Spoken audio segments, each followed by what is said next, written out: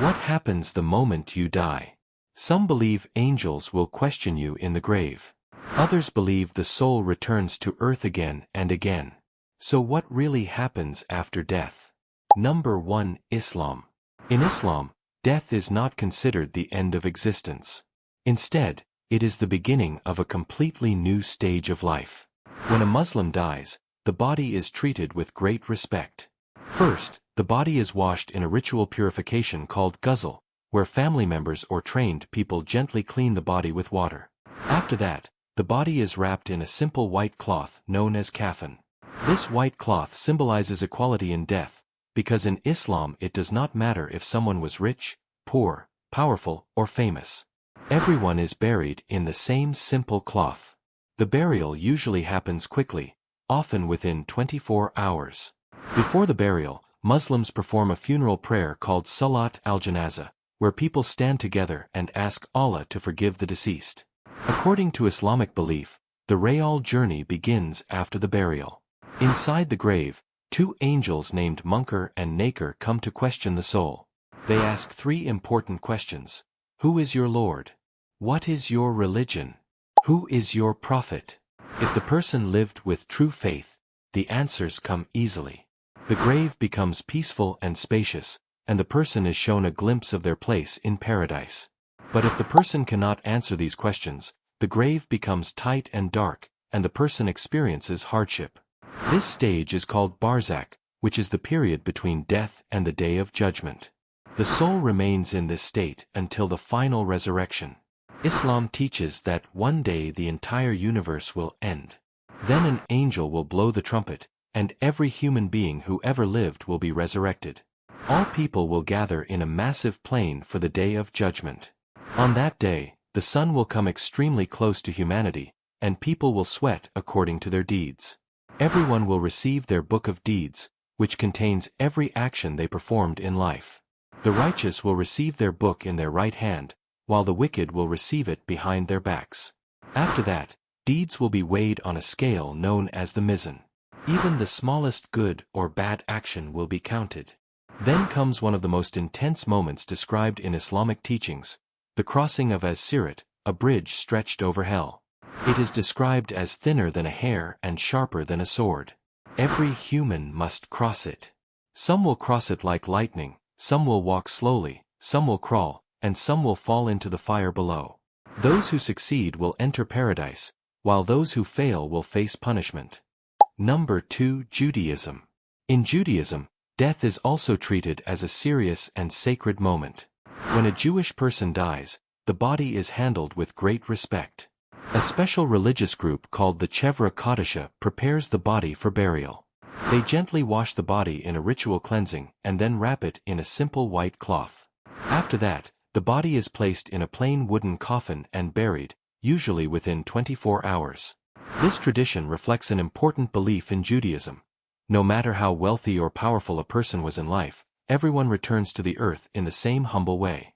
But the real question in Judaism is what happens to the soul after death.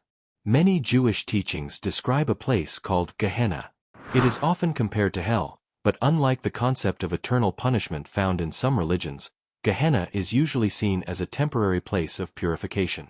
The idea is that the soul goes through a process of cleansing from its sins. According to many traditions, this process lasts no longer than 12 months. After this period, the soul moves forward to a more peaceful state. The righteous are believed to enter a spiritual realm called Gan Eden, which means the Garden of Eden. In this place, the soul experiences peace, closeness to God, and spiritual reward. Judaism also speaks about a future era known as Olam Haba, meaning the world to come. This is a time when justice will be restored, the dead will be resurrected, and the world will be renewed into a more perfect and peaceful place.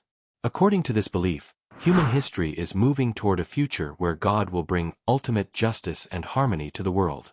Number 3. Christianity. In Christianity, the moment after death is believed to be the beginning of a spiritual judgment.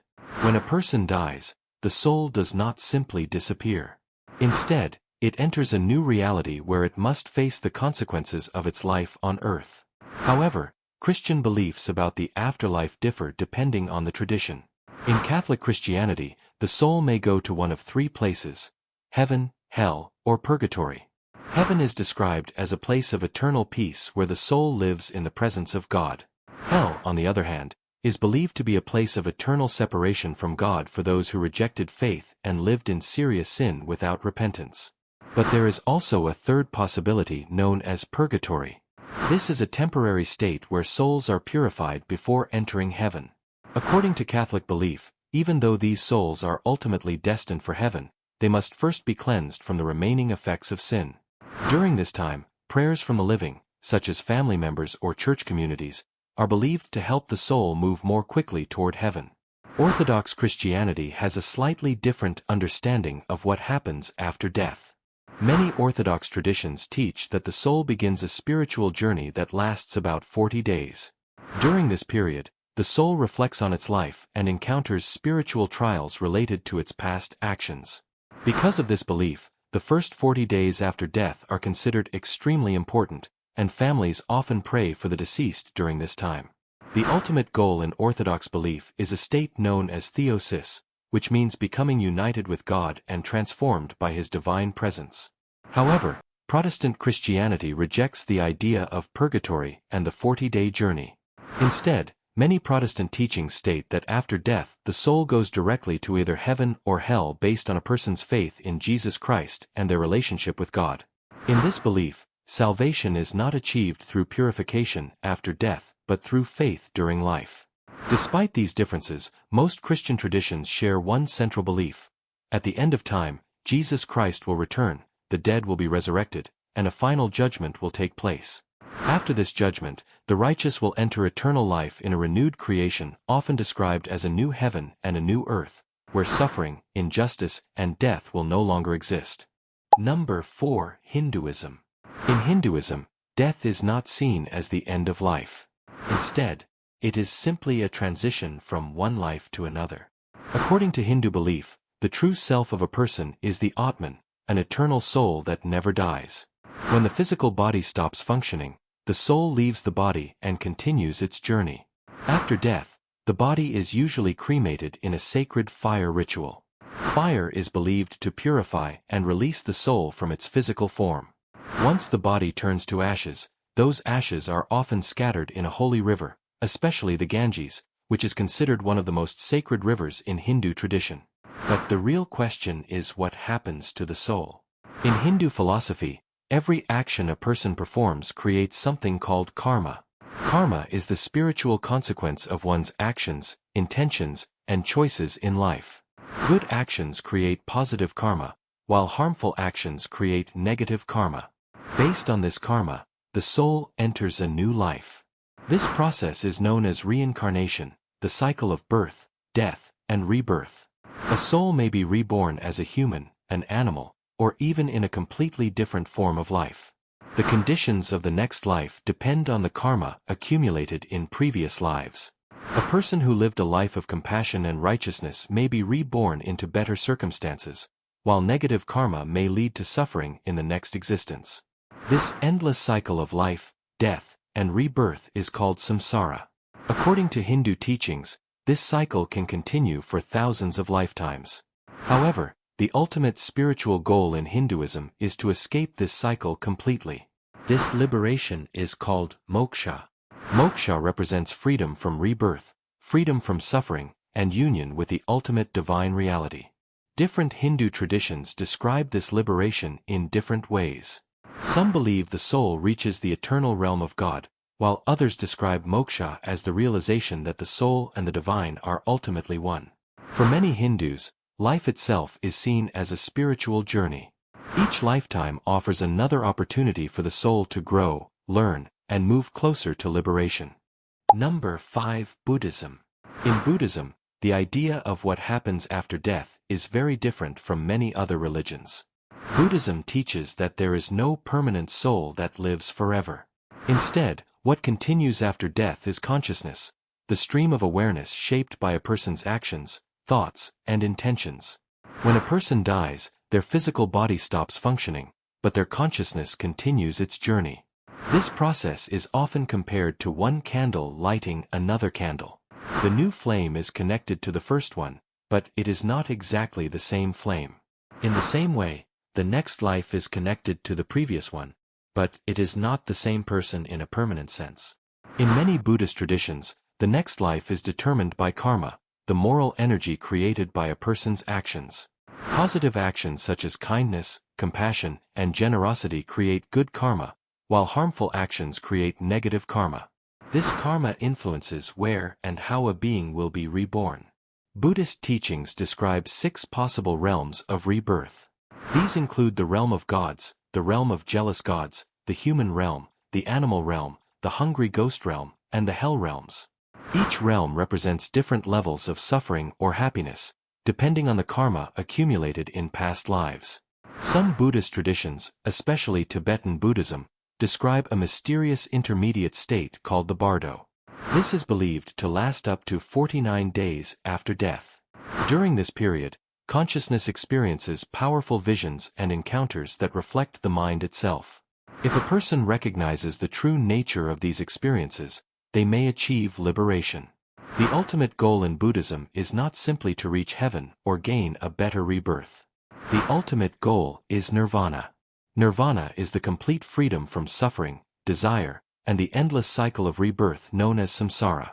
It represents the awakening of the mind and the end of ignorance that keeps beings trapped in the cycle of life and death. For Buddhists, life is seen as a path toward wisdom and enlightenment.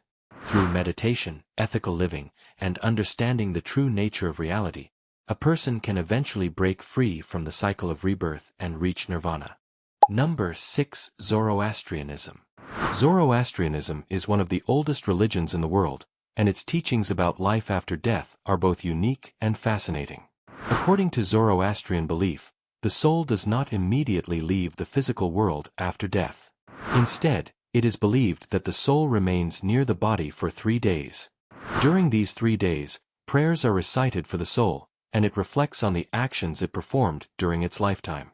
On the 4th day, the soul begins its journey toward judgment. At this moment, the soul reaches a mystical bridge known as the Chinvat Bridge. This bridge separates the world of the living from the world of the afterlife. Every soul must cross this bridge. But the experience of crossing the bridge depends entirely on how a person lived their life. If a person lived with honesty, kindness, and righteousness, the bridge becomes wide and easy to cross. The soul safely reaches the house of song, a place of light, peace, and eternal happiness in the presence of the divine. However, if a person lived with cruelty, deception, and wrongdoing, the bridge becomes narrow and dangerous. The soul loses balance and falls into the house of lies, a dark realm associated with suffering and punishment. There is also a third possibility in Zoroastrian belief. If a person's good deeds and bad deeds are perfectly balanced, the soul enters a neutral state called hemistagon, where it waits without experiencing either joy or suffering. But Zoroastrianism also teaches something very powerful about the future of the universe. According to this belief, history is moving toward a final event known as Frashokariti, the ultimate renewal of the world. In this final moment, evil will be completely destroyed, and the entire universe will be purified. The dead will be resurrected, and even those who once suffered punishment will eventually be purified and restored. In the end, goodness will triumph, and the world will be renewed into a perfect creation where truth and justice prevail forever.